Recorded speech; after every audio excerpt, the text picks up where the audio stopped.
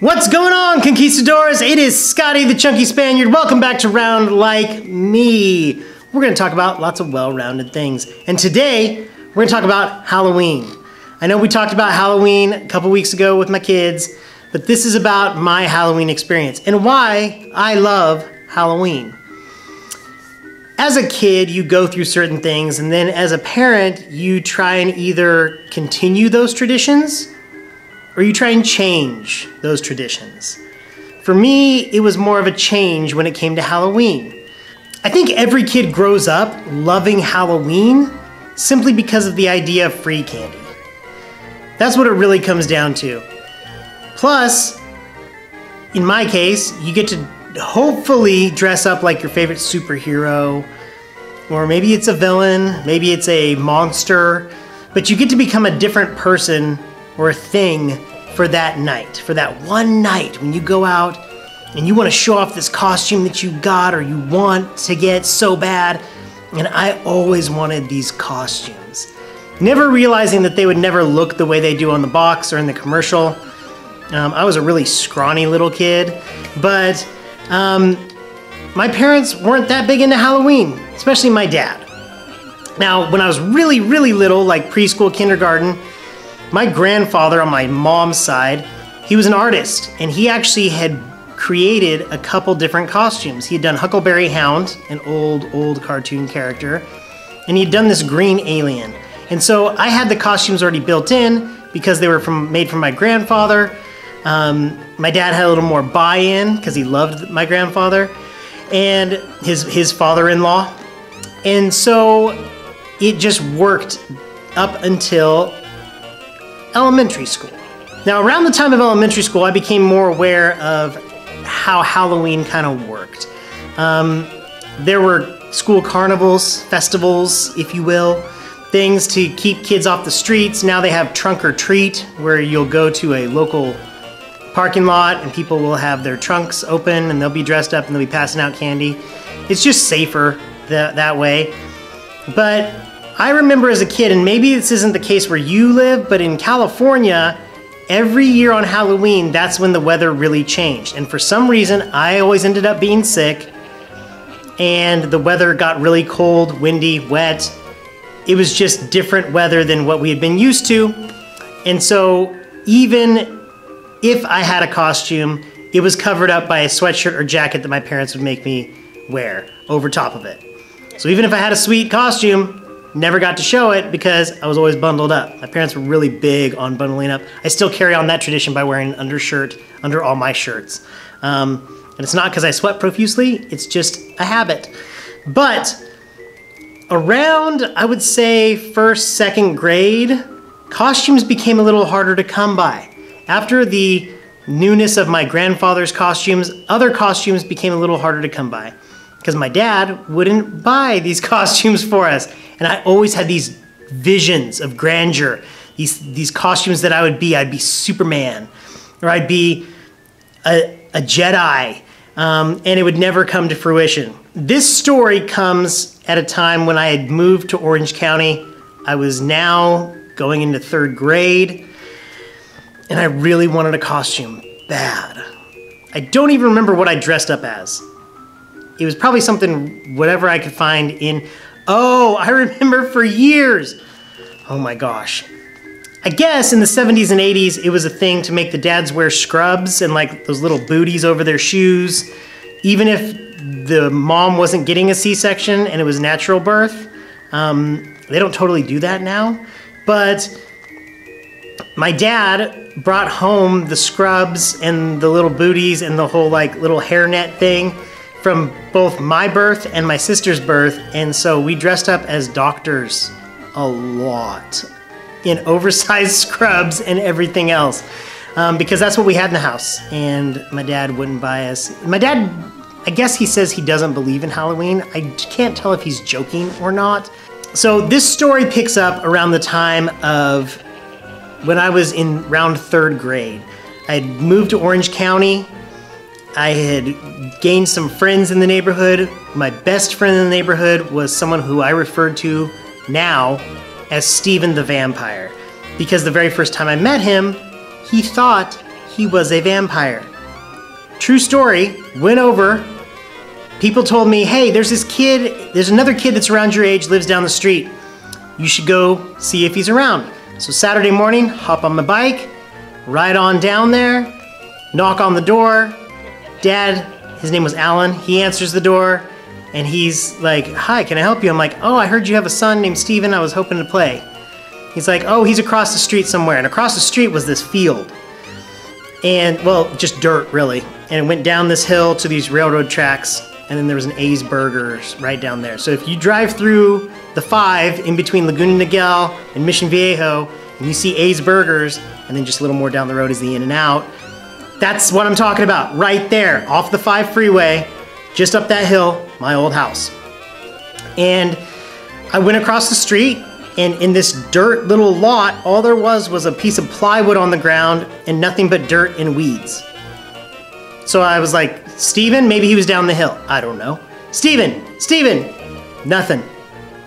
Go back, look around his yard. He's not hiding behind a tree or in the bushes or on the side of the house. I'm looking all over the place for this guy. Go back across the street. I'm like, Steven. I turn around to walk back to my bike. I had given up. Next thing I know, I hear this like crunching sound on the ground of wood sliding on dirt.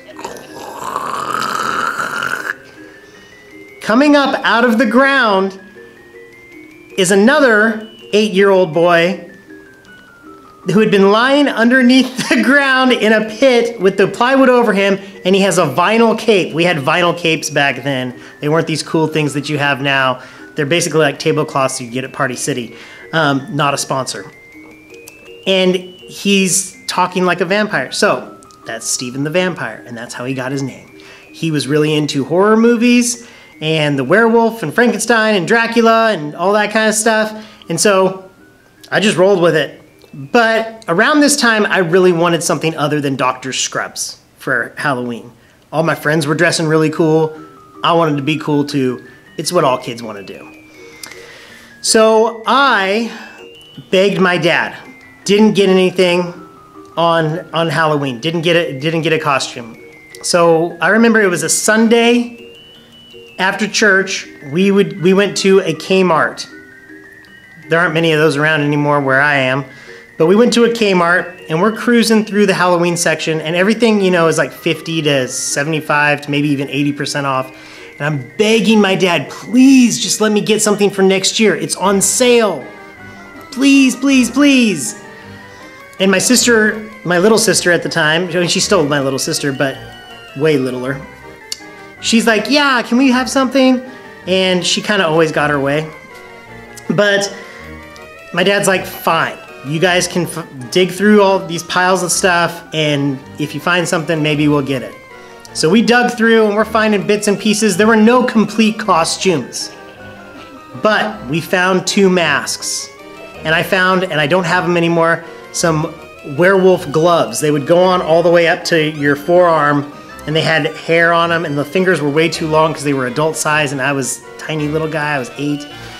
But I was like, I want those, and I want this mask. Well, my sister ended up getting this witch mask.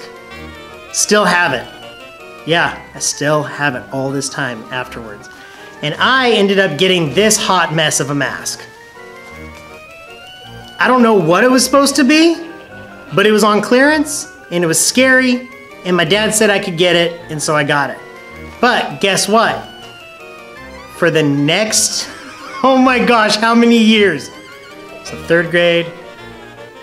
Okay, so seriously, through up to high school, from 3rd grade to high school, I was this guy in different variations. I would wear a flannel. One year I even wore the scrubs. I was a psycho doctor with werewolf hands. How does this equate to having werewolf hands? It's like some sort of skeleton with, I don't know, some sort of filter on his eye. A strainer. He's a colander. He's got a colander eye. Maybe he likes pasta. Black hair. Some jacked up black hair on the back. I mean, it was lined. It was nice. But it had that weird little hole for the mouth. Can you see this hole? It's like this little oval. And the inside is that shiny plastic that would get super sweaty the more you breathed. Oh, so gross. And I wore this thing out. And finally I just got fed up and I was like, okay, next year I'll go as a hobo. And I remember like rubbing charcoal on my face and not doing it right because it was like fresh charcoal and like scraping up my face, and that costume turned out horrible. So I dressed up as Fire Marshal Bill, or I tried to dress up as Fire Marshal Bill one year. I got like the bald cap to make myself look bald, and that didn't work because I tried to cut it and glue it, and that turned out horribly. And finally just gave up on Halloween. Finally just gave up. I'm not gonna dress cool. I'm not gonna have the best costume. Whenever anybody invites me to a party, I'm just gonna go as myself and say nothing worked out, or the costume, I don't know, something happened to it. So I gave up on Halloween, but then I had kids. And this is the part where I got to kind of change that, I don't know, break those chains, you know? I'm gonna make a change. Oh, gosh. Yes, Michael Jackson, so good.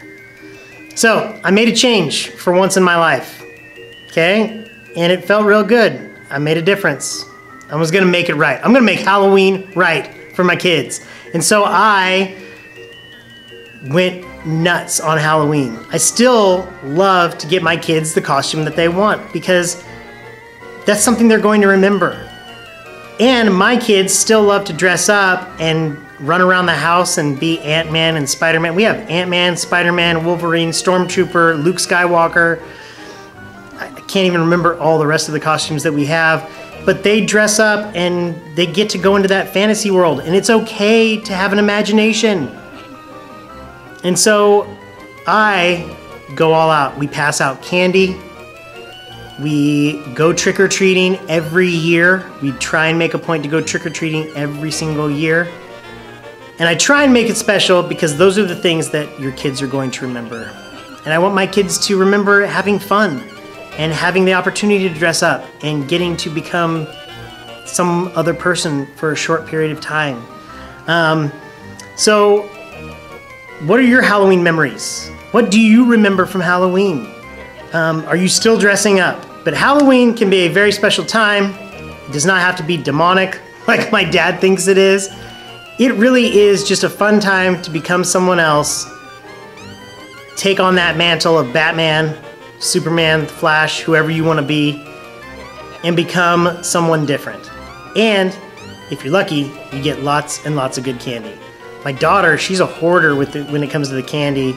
She still has I think she still has Easter candy because she really rations it out. She's gonna be very good with her budget in the future. My boys, on the other hand, Butters and Mini Hulk, they're the kids that would, if I let them, eat all the candy in one night and then probably throw it all up hours later. But Halloween, make it special. If you have kids, make it special for them. If you don't have kids yet and you're still a kid, go out and have some fun. Be safe, of course, but go out and have a blast. Enjoy yourself, because it ends. It all ends, all that kind of stuff. And then you get to, when you have kids, pass that down and have fun with them. So remember, conquistadors, besides having a safe and happy Halloween, remember to be a better person tomorrow than you were today, because there's always room for improvement. And I'll see you next time on Round Like Me on Sunday, where I'm going to give some little thoughts on things that have been going on. It's going to be kind of like a, soul-searching Sunday, maybe, or something like that. But thank you for coming back. Thank you for always watching. Take care. Bye.